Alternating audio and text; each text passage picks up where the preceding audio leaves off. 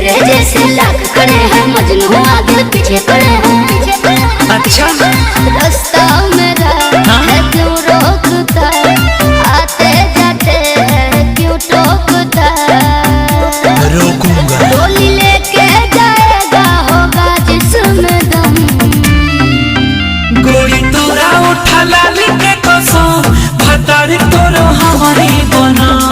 वो कैसे?